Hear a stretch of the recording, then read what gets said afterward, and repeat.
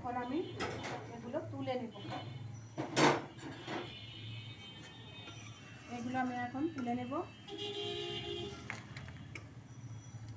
আমি আগে এগুলো তৈরি করে রেখেছিলাম, আর এই যে এখন আরেকটু বাকি ছিল, সেগুলো আমরা তুলে নেব। আর এই পাশে আমি সসটা বসিয়ে দিয়েছি। সসটা চিনির শিরাটা বসিয়ে দিয়েছি। এপাশে একটু গরম হলে আমি এগুলো ঢেলে দেব।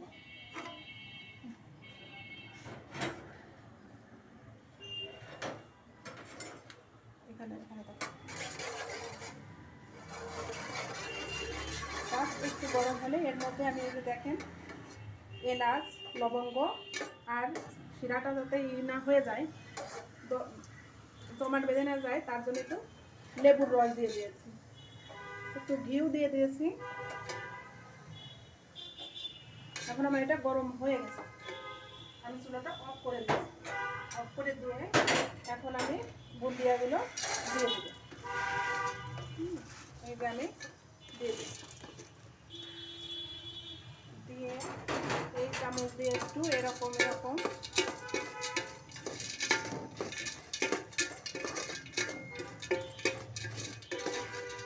এখন করে রেস্টে রেখে দেবো। রেস্টে রেখে দিলেই আমার মিহিদানা তৈরি হয়ে যাবে। দেখুন কি সুন্দর হয়েছে। এর মধ্যে যখন রস ঢুকবে তখন আরও সুন্দর হয়ে যাবে। দেখুন এরকম লিখে যাচ্ছে, মসমস করতেছে। এই দেখেন মসমস করতেছে, অনেক সুন্দর হয়েছে। আপনারাও এভাবে মিহিদানা বাসায় বানিয়ে খেতে পারবেন। আর বন্ধু